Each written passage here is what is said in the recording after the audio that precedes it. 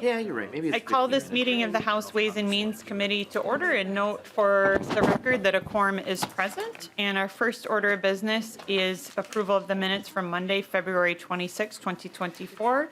Vice Chair Edelson, can I get a motion for approval? Any discussion? Seeing none, all those in favor, please say aye. Aye. All those opposed, please say no. The motion prevails and the minutes are adopted. So what we're going to do today is take we have two sets of minutes, so pardon me, that we also need a motion for approval of the minutes from Wednesday, March 6, 2024. Representative Edelson. Any discussion? Seeing none, all those in favor, please say aye. Aye. All those opposed, please say no. The motion prevails and the minutes are adopted. And so now onto the agenda for today. We're going to do two bills this morning, House File 4518 and House File 3613. Then we will recess to the call of the chair approximately 15 minutes after session adjourns, and Committee Administrator Worth will get out an email to if anything changes from that, but it should be just 15 minutes after adjournment to take up House File 3769 after the floor session. We don't have that bill in possession, otherwise we would have just taken that up now, is why we're doing it this evening. And so with that, we'll go to the first bill, which is House File 4518, Representative Youakim. Representative Youakim moves that House File 4518 be placed on the general register. To your bill. Thank you, Chair Olson. Good morning, Chair Olson and members. Thank you for hearing House File 4518 today. This is the forecast adjustment bill for education.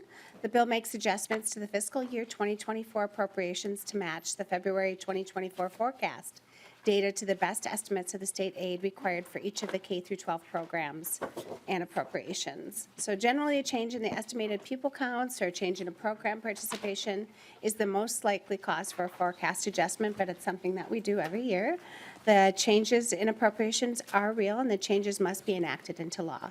But adjustments have no fiscal impact when measured against the K through 12 budget because the changes are built into the forecast estimate of the budget base. So with that, I stand for questions. Great. And I see you have Mr. Strom here in case there are further questions too for House Research. Any discussion to the bill? Representative Kresha. Thank you, Madam Chair, and thank you, Representative Youakim, for bringing the forecast bill. As we know, this is just an adjustment based on the pupil count, and as I mentioned in Ed Finance, this is something we typically do, well, we always do, and we have to do, but it's not new spending, and it's not something that we should be able to say, hey, we did something new on, we're just adjusting that. So I support the bill and look for it on the House floor. Great. Any further discussion to the bill?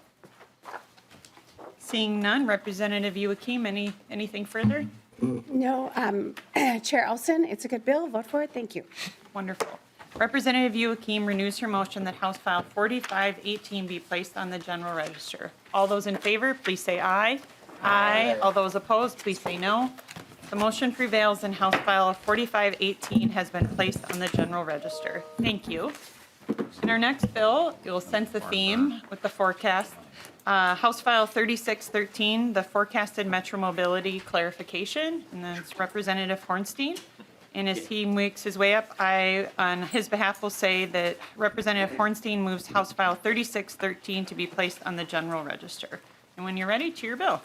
Thank you very much, Madam Chair and members. This is another forecasting correction technical bill related to Metro Mobility. You may remember in 2021, Representative Koznick had a bill to make Metro Mobility a forecasted program. And so this bill seeks to resolve conflicting direction in law regarding the treatment of that forecast. Metro Mobility was changed again in 2021 to a forecasted program beginning in the fiscal year 2026. This means that the forecast would need to include estimated costs for the program starting in the fiscal year 2026. And that was outside of the forecast horizon at the time. So the new law required that Metro Mobility forecasting be included in the November 2024 forecast. So this bill simply removes the current conflicting direction in law on this matter and changes the 2021 session law to match how the program has been treated in the 2023 and 2024 forecasts. And the bill also gives the Met Council a 45-day grace period to submit required financial information, given that this bill would be moving the effective date up 1 year. So that is the bill, and I'm happy to answer questions or have others answer questions. Thank you, Representative Hornstein. Discussion to the bill. Representative Petersburg. Thank you, Chair Olson, and thank you, Chair, for bringing this forth. You know, I support the concept of forecasting it because it's a federally mandated program that we have to do. I do have two questions in regards to financing. First of all, I know if there's somebody here that can answer these questions, I know that it's not in the fiscal note because, well, we're not dealing with any increases in this fiscal year. But there is an increase and other dollars into the future, and if we could get clarification on exactly why that is and what are the direction there, that'd be helpful. I may have a follow-up after that. Madam Chair and Hornstein. Representative Petersburg, I may be able to answer that question, but we have Mr. Lee here too. The bill doesn't have fiscal impact because the costs are already included in the November 2023 and February 2024 forecast. Did I get that right? No. Okay. Welcome to the committee, Andrew Lee. Mr. Lee, anything you'd like to add as well?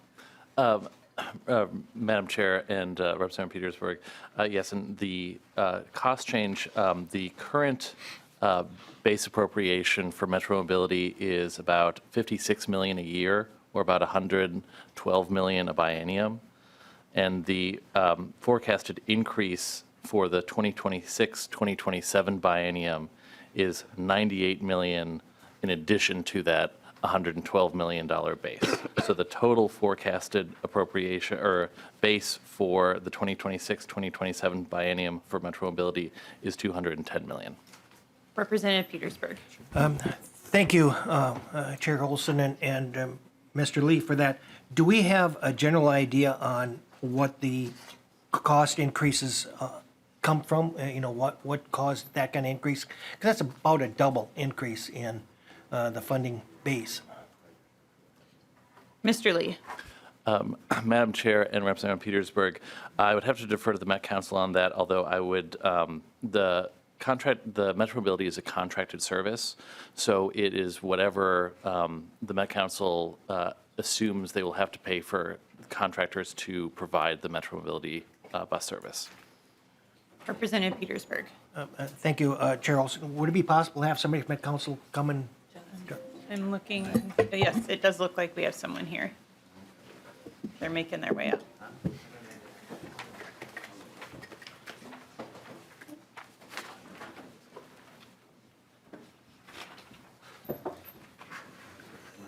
Good morning. Good morning. Welcome to the committee. Please introduce yourself for the record, and then did you hear Representative Petersburg's question, or we can have him repeat it, but you did. Okay, go ahead. Thank you, Madam Chair and members. My name is Judd Shetland. I'm the Government Affairs Director at the Metropolitan Council. And thanks, Representative Hornstein, for carrying this bill. I believe the question from Representative Petersburg regarded the additional cost that Metro Mobility was having, and that the forecasted amount was significantly higher than what our general fund base was. And that is that is consistent with where we have been over the past 3-4 bienniums as the growth in Metro Mobility has grown. What we have previously received is a general fund appropriation from the legislature to make up the difference between the general fund base and what that cost was. What has occurred with this program now becoming forecasted is the forecasted amount is just being identified and showing that all together versus it needing an appropriation through the legislature in order to fill that cost. So that need has always been there. It was just always a structural issue within Metro Mobility budget that we were coming back to the legislature to have funded. Representative Petersburg. Thank you again, Chair Olson. And just a quick follow-up. How much of this increase in costs and so forth is directed by federal mandates and others that are outside of yours and our control? Mr. Shetland. Madam Chair and Representative Petersburg, there is a federally mandated area that has been that way for 20, 30 years. It's tied to the regular route service, and then you have to provide Metro Mobility. I believe it's within a quarter mile of either side of any regular route transit.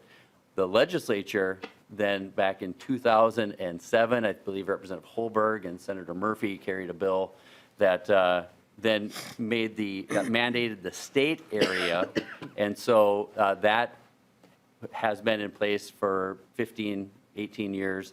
And then on top of that, we've recently added communities like Lakeville and other communities to the state mandated area. They have different levels of service requirements. The federal mandated service area is much more strict, but the state area of state service area is also mandated in a sense where we have to operate that within particular hours. And so that is where much of the cost is coming from. But we also know that we have folks that are needing this service, and you have to be certified in order to be able to use that Metro Mobility service. I will add one last bit of a note here is that the federal mandated service has a zero denial mandate. So that trip has to be provided, and it is very expensive. But I'll also add that these folks that use our Metro Transit service are some of our most transit dependent riders, and we are very proud to be able to provide them that ride. Representative Petersburg. Thank you. I appreciate all that information. I think that's helpful for us to know where we're at. You know, as I said, it's a mandated program that we have to provide. Understanding also that the difference between the base and what is going to be spent on this and forecasted will now be more stable in where the funding is coming from. That also releases some of those funds from at council as well. So just be aware that we're kind of watching and to make sure that we curtail the expense as best as possible while still providing that service that is very much needed. Thank you. Thank you, Representative Petersburg. Further discussion? Seeing no further discussion, Representative Hornstein. Well, thank you, Madam Chair and committee members. And again, this is a technical correction, budget forecasting for an important program. And I'm glad that when this first arose in 2021, it was on a bipartisan basis. So I think we can all agree this is a good thing, and we're making this correction. Thank you, Representative Hornstein. And with that, Representative Hornstein renews his motion that House File 3613 be placed on the general register. All those in favor, please say aye. Aye. All those opposed, please say no. The motion prevails and House File 3613 has been placed on the general register. And so again, the committee will go into recess until 15 minutes after session, and we will be mindful if we aren't finished with our business by 7:15 tonight, we'll take another recess for Ramadan, but I imagine we'll likely have our business wrapped up well before then. So we are in recess.